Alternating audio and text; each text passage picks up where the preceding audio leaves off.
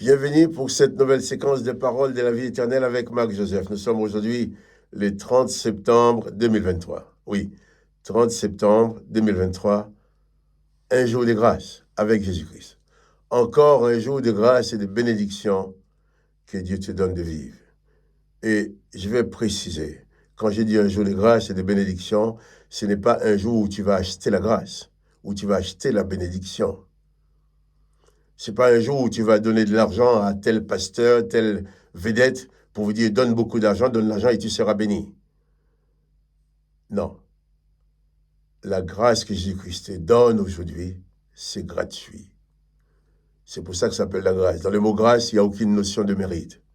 Si tu payes pour recevoir une prière de bénédiction, eh bien, ce n'est pas la grâce.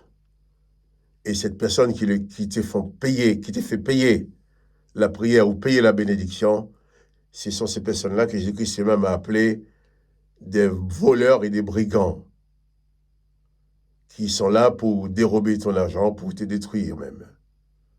Mais Jésus dit, il vient pour que tu aies la vie en abondance, mais la vie de la grâce. Donc aujourd'hui, c'est pour toi un jour de grâce et de bénédiction, pas parce que tu vas donner ton argent, mais parce que Jésus-Christ est avec toi.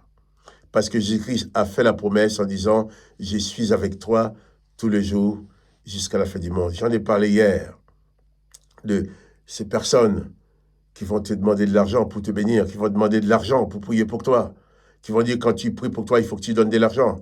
Tous ces gens-là, ce sont des voleurs et des brigands.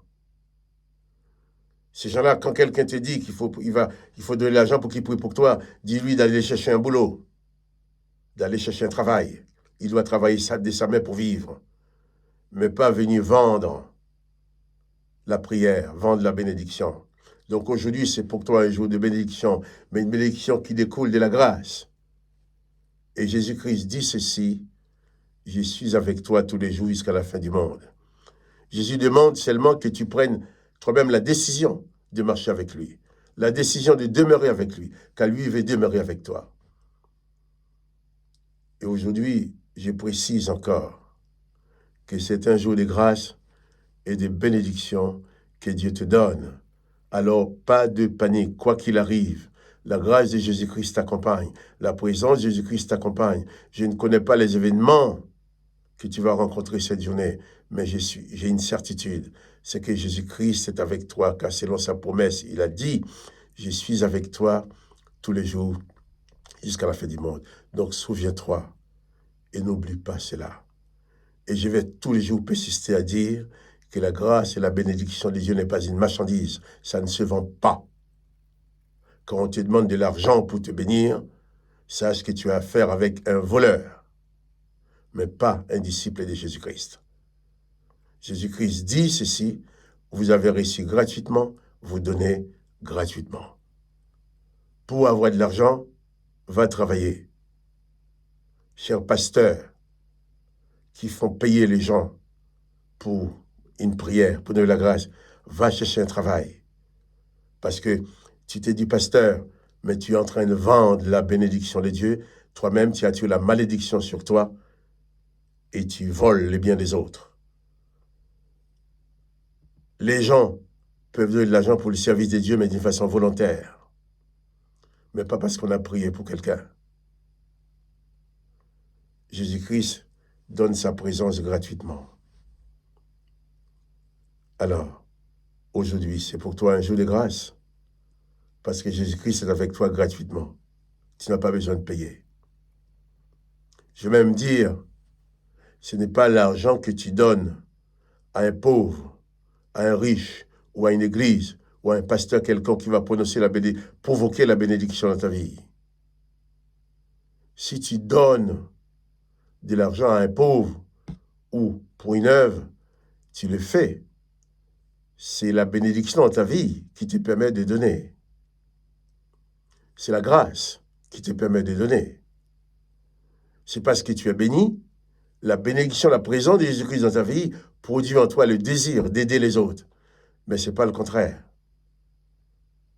La grâce produit des œuvres, mais les œuvres ne produisent pas la grâce. Je répète, l'apôtre Paul va dire aux Éphésiens, C'est par la grâce que vous êtes sauvés, par le moyen de la foi.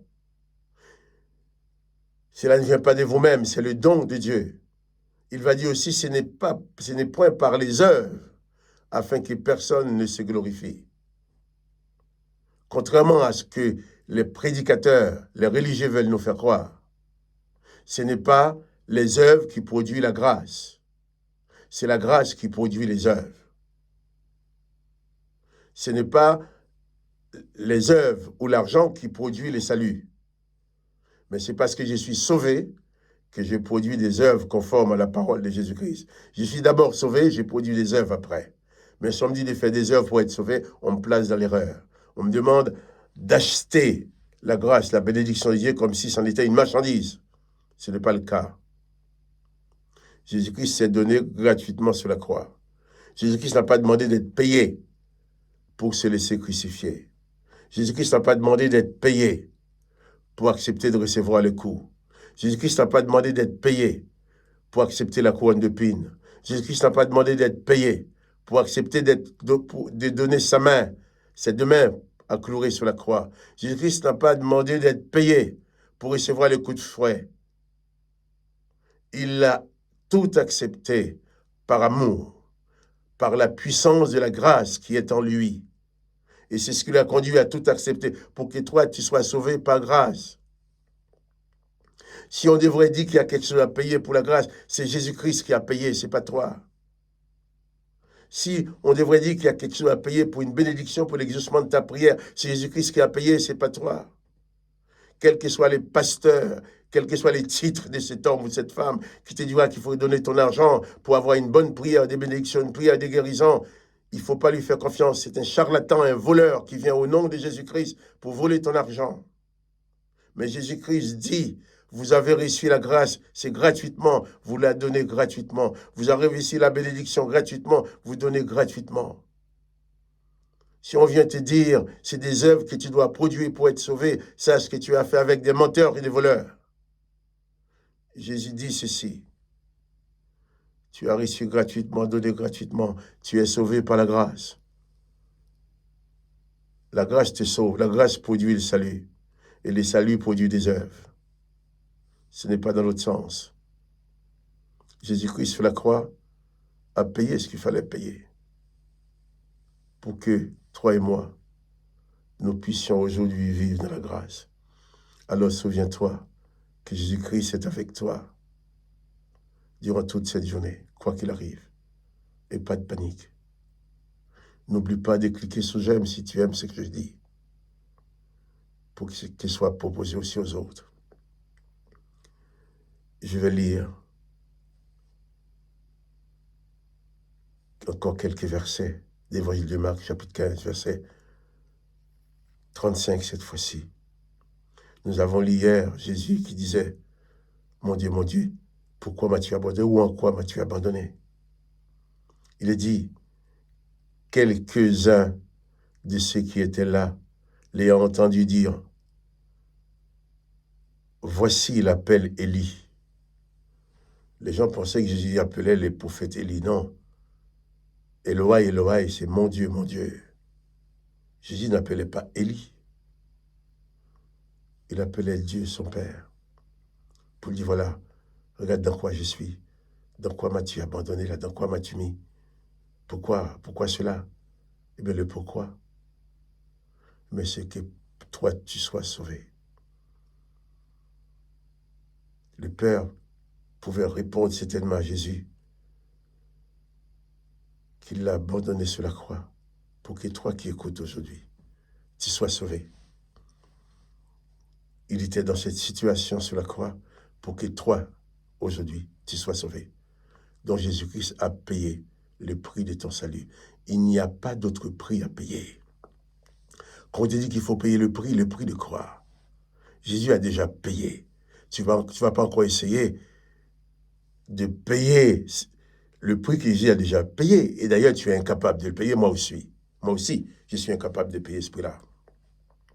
Jésus-Christ a payé pour toi, pour que tu sois sauvé. Il a été abandonné à ta place, pour que tu ne sois pas abandonné. Il a été frappé à ta place, pour que toi, tu ne sois pas frappé.